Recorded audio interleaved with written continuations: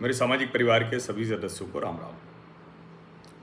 नवरात्र चल रहा है, आज दूसरा दिन है और प्रधानमंत्री नरेंद्र मोदी ने जो जीएसटी रिफॉर्म किया और इसमें सभी राज्यों की सहमति है।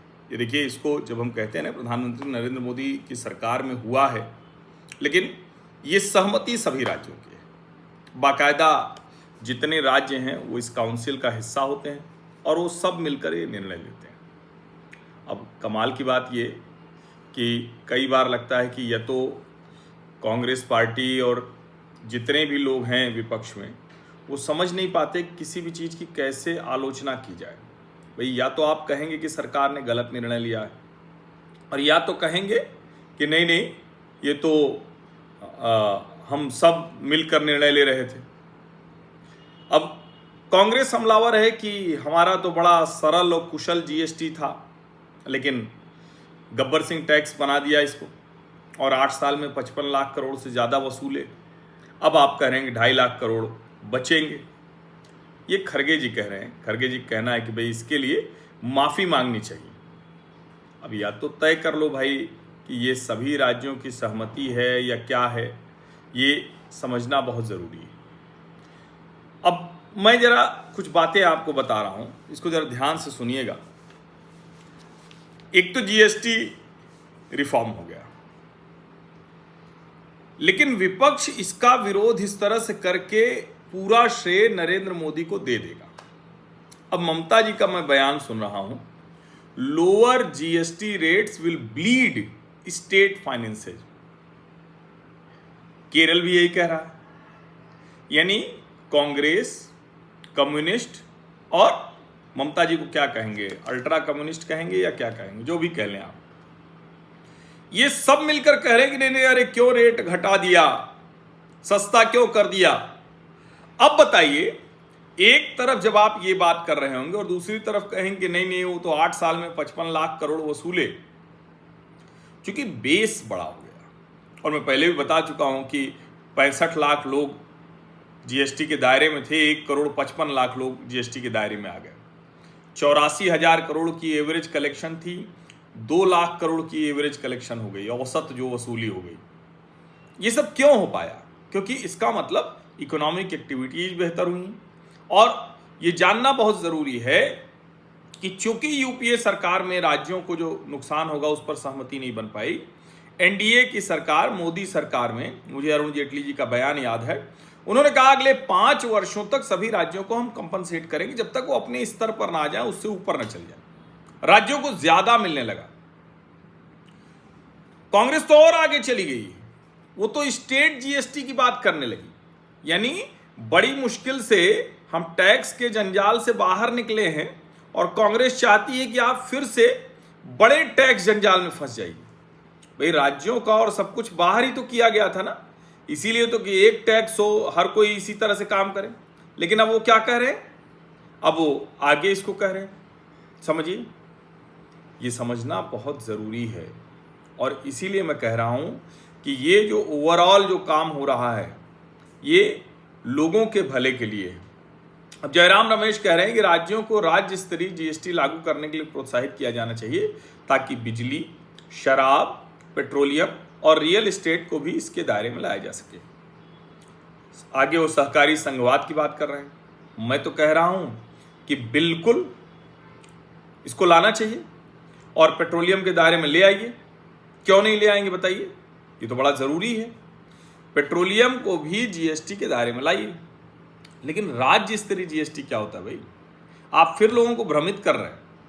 जो भी जीएसटी लगती है उसमें साफ साफ 2 हिस्सों में बढ़ जाता है, सीजीएसटी, एसजीएसटी, यानी central goods and services tax और ये state goods and services tax.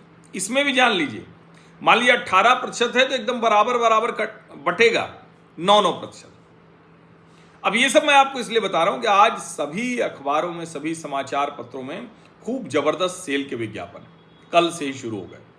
प्रधानमंत्री नरेंद्र मोदी ने कहा कि इसकी वजह से देश के हर हिस्से में ग्रोथ आएगी। अच्छा, चूंकि ऐसा रिफॉर्म है, ऐसा ये सुधार है कि इससे लाभ सबको होना ही होना है, तो देश के हर हिस्से में ग्रोथ भी पहुंचेगी। और उसका प्रमाण भी मिलने लगा है। जैसे उदाहरण के लिए ये जो जीएसटी बचत उत्सव है, क्या क्या हो रहा है, तो पुरानी कार की जो डिलीवरी है उसमें भी 400% की वृद्धि हो गई। एयर कंडीशनर पहले ही दिन 2 गुना बिक गया।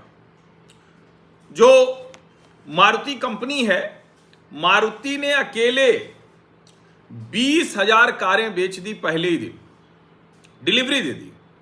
Hyundai ने 11,000 कारों की डिलीवरी कर दी है अपने डीलरों को। समझिए, एयर कंडीशनर और टेलीविजन दोनों में 30 से 35% की वृद्धि दिखी है। अब आप इसको समझिए जरा। हम जहां बैठे हुए हैं, नोएडा में हैं, तो दिल्ली एनसीआर जो कहा जाता है, यहां सबसे ज्यादा गाड़ियां बिकी हैं। इसके अलावा अहमदाबाद, बेंगलुरु, पुणे, मुंबई, तो जो प्रधानमंत्री कह रहे हैं कि देश के हर हिस्से में इसका लाभ मिलेगा। अब कोई उसमें मजाक बना रहा है, कोई पिक्चर का डाल रहा है कि होटल वाला आया, उसने कहा रेट बढ़ाना है तो 3 गुना कर दो, फिर घटा के 2 गुना कर दो, 2 गुना कर दो। कोई कह रहा है कि जैसे सेल कंपनियों की होती है कि 600 की शर्ट वो 1600 की कर दो, फिर 800 की बेच दो आधा। ऐसा नहीं है। ठीक है, सेल में कंपनियां करती होंगी, एकदम से घाटा नहीं उठाएंगी, लेकिन कंपनियों को अपना प्रोडक्शन बढ़ाकर ज्यादा मुनाफा कमाना होता है, इसलिए सेल करते हैं। और उस वक्त तो एक साथ निकालकर नए जो माल है, नया उत्पाद है, वो लेकर आते हैं। ठीक है, उसमें कुछ हो सकता है 50% कह रहे हो तो 10%, 20%, 30% ही दे रहे हो। और यहां तो आपको सब कुछ पता है ना। जैसे 15 रुपए का रेल नीर था तो 14 रुपए का हो गया, या कोई बटर पैकेट, मिल्क पैकेट, दूसरा पैकेट या कुछ और, वो आपके सामने है। सब कुछ सामने दिख रहा है। अब मतलब किसी भी चीज कहें, घी, पनीर, मक्खन, सूखा मेवा, कॉफी, इलेक्ट्रॉनिक्स, दवाई, मेडिकल उपकरण, सब 295 आइटम सस्ते हुए हैं। 295। टीवी, एसी, दोपहिया, सब। अगर वैसे कहें तो कुल 453 आइटम उन पर सस्ते हो गया। अब उसके बाद अगर आप ये इस तरह की बात करेंगे तो तय करिए कि कौन सा वाला चलेगा। यानी आप ये कह रहे हैं कि मोदी सरकार कर नहीं पाई, या आप ये कह रहे हैं कि मोदी सरकार ने जो किया है उसमें हमारा भी योगदान है। तो पहले तय कर लीजिए, और ये समझना बहुत जरूरी है ये, क्योंकि प्रधानमंत्री नरेंद्र मोदी ने जिस तरह से इसको आत्मनिर्भर भारत अभियान से जोड़ा है, ये बड़ा महत्वपूर्ण है। और देखिए, ये तो सच है ना कि अब तो साफ साफ दिख रहा है कि इस तरह से सस्ता बहुत कुछ नहीं होता। और मैं जितने इसके एक्सपर्ट लोग हैं जो इस पर रिसर्च करते हैं, वो कह रहे हैं कि 10 से 20% हर घर में जो सामान आता है वो सस्ता होगा। अब कल हमने देखा कि योगी जी भी जगह जगह जाके स्टिकर लगा रहे हैं, वो कि जीएसटी से क्या क्या सस्ता हो गया है, कैसे सस्ता हो गया। एक तो बढ़िया निर्णय है, दूसरा ये सुधार ऐसे ही होते हैं, एक समय के बाद कुछ और ऐसे ही बढ़ता है। तीसरा, कांग्रेस के समय में लागू नहीं हो सका, ये लोगों को बार बार याद आएगा। चौथा, जब आप कह रहे हैं कि हम इसमें शामिल भी रहते हैं और हम नहीं भी है, फिर राज्य स्तरीय जीएसटी की बात करें, मतलब अभी भी आप डिरेल करने की कोशिश कर रहे हैं। पांचवा, जब आप कहते हैं कि हमारा स्टेट का फाइनेंस वो कम हो जाएगा, ब्लीड करेगा, तो केरल और पश्चिम बंगाल और ये सब सरकारें, तो लगता है कि आप अभी भी बाधा बन रहे हैं, सस्ता नहीं होने देना चाह रहे हैं। और सबसे महत्वपूर्ण बात, प्रधानमंत्री नरेंद्र मोदी किसी भी चीज को अभियान बना देते हैं। अभियान बन गया है, बाकायदा जीएसटी बचत उत्सव चला रहे हैं। और प्रधानमंत्री तो 9 मध्यम वर्ग की बात करते हैं, भाई 11 साल में 25 करोड़ लोग गरीबी से बाहर आए, रिकॉर्ड है ये। अब जब आए तो इसके साथ आप दोनों करके देखिए, 12 लाख तक टैक्स छूट, और उन्होंने स्वदेशी की भी बड़ी बात की। बार बार वो कह रहे हैं कि स्वदेशी की तरफ ही जाइए, और इस स्वदेशी का और पहले के स्वदेशी का कोई भ्रम नहीं है, इसको जरा समझ लीजिए। मतलब ऐसा नहीं है कि स्वदेशी अगर है तो हम क्या करेंगे, कैसे करेंगे। कई लोग कह रहे हैं पीएम कौन से, अच्छा एक बात मैं बताऊं, ठीक है, अभी तो BMW या मर्सिडीज कौन सी कार है पीएम के काफिले की, या जो और दूसरी कारें हैं, डिफेंडर और वो सब। लेकिन पीएम जब गुजरात के मुख्यमंत्री थे ना, तो स्कॉर्पियोज चलते थे, महिंद्रा की सारी गाड़ियां, ब्लैक कलर की स्कॉर्पियो उनके काफिले में हुआ करती थी। लेकिन ऐसा थोड़ी ना है कि अब राहुल गांधी भी तो टोयोटा से चलते हैं, इनोवा से चलते हैं, दूसरी गाड़ियों से चलते हैं। ये कोई गलत नहीं है। अब सोनिया जी और गृहमंत्री अमित शाह सफारी चलते हैं। भाई सबको अपना अपना है प्रोटोकॉल के लिहाज से भी, और बेहतर हो कि हमारी गाड़ियां BMW, ऑडी, मर्सिडीज जैसी भी कारें बनाएं उस स्टैंडर्ड की। लेकिन ये कहना कि वो स्वदेशी ये विदेशी, बड़ा साफ साफ पीएम ने कहा कि भाई जहां हमारा पैसा लगाओ, डॉलर पाउंड किसी का भी उससे दिक्कत नहीं, हमारा पैसा लगाओ, हमारा पसीना लगाओ, पैसा किसी का लगाओ, यानी जो यहाँ बन रहा हो। वरना अगर हम ये कहेंगे तो कोई कंपनी यहाँ की क्यों बनाएगी। अब एप्पल कोई कहे तो एप्पल विदेशी है, इसमें कोई संदेह नहीं, लेकिन एप्पल अगर भारत में बन रहा है तब तो वो इसका सीधा सा मतलब हुआ ना कि वो भले विदेशी कंपनी है लेकिन यहाँ अगर बन रही है तो आज के समय के लिहाज से स्वदेशी की दायरे में हमारी कंपनियां भी तो बाहर जाएंगी ना। अब भारतीय जनता पार्टी पूरा अभियान चला रही है, हर हिस्से में जा रही है, लोगों को बता रही है और अच्छे से बता रही है।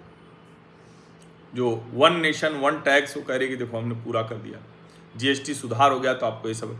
और कब चलाएगी? मोटा मोटा यही नवरात्रि, जब उत्सव का वक्त वैसे भी होता है 22 से 29 सितंबर तक। अब जाहिर है इसमें तो कोई हिस्सा छूटेगा नहीं, जैसे लाभार्थी वर्ग होता है ना, अलग अलग होता है, इसमें कोई नहीं छूटेगा। युवा, महिला, किसान, नौजवान, जो भी आप कह लीजिए, सब दुकानदार, व्यापारी, उद्यमी सब आएंगे इसमें। तो एक तरफ तो भारतीय जनता पार्टी इसको ऐसे कर रही है और दूसरी तरफ विपक्ष जिसको समझ में नहीं आ रहा। हर सांसद अपने क्षेत्र में पदयात्रा आयोजित करने जा रहा है। अब विपक्षी सांसद अगर नहीं करेंगे तो फिर एक बड़ा अवसर है जिसमें वो चूक जाए। यानी जहां जहां, जैसे उत्तर प्रदेश की बात करें, 80 लोकसभा सीटों में भाजपा के तो 33 ही सांसद हैं। मान लीजिए ठीक है, अनुप्रिया हैं, इस तरह से हो जाएगा, लेकिन 37 समाजवादी पार्टी, 6 कांग्रेस, वो लोग अगर अपने क्षेत्र में नहीं जाएंगे तो भाजपा वाले तो अभियान निकालेंगे, अभियान चलाएंगे, तो फिर वहां चूक जाएंगे ये लोग। और कई बार समझिए इसको, जब राहुल गांधी कहते हैं कि हम पदयात्रा निकाल रहे हैं, हम ये कर रहे हैं, वो कर रहे हैं, तो उसका फर्क पड़ता है। लेकिन जब आप कोई एजेंडा लेकर जाते हैं, कुछ आप बताते हैं कि ये हम आपको कर रहे हैं, और सरकार अपनी नीति लेकर इस तरह से जा रही है कि पहले कभी नहीं हुआ। पीएम पहले भी लाभार्थी वर्ग के साथ बात कर चुके हैं, रथ निकला है, बाकायदा कहा गया कि उसका पूरा लाभ मिले। तो ये एक बहुत बड़ा अभियान ये है, और मैं फिर कह रहा हूँ, समझ में ही नहीं आ रहा है कांग्रेस को या विपक्षी पार्टियों को कि इसको करना क्या है। सोचिए, GST बचत उत्सव को पीएम ने अभियान बना दिया, लोगों को लग रहा है कि हाँ हमारे हिस्से में बहुत कुछ आया, और विपक्ष समझ नहीं पा रहा है। अभी GST बचत उत्सव का हिस्सा बनी और यहाँ खरीदेंगे तभी बचाएंगे। आप सभी का बहुत बहुत धन्यवाद। सब्सक्राइब अवश्य कर लीजिए, नोटिफिकेशन वाली घंटी दबा दीजिए, लाइक का बटन दबा दीजिए, अधिक से अधिक लोगों तक इस वीडियो को पहुँचा दीजिए। धन्यवाद।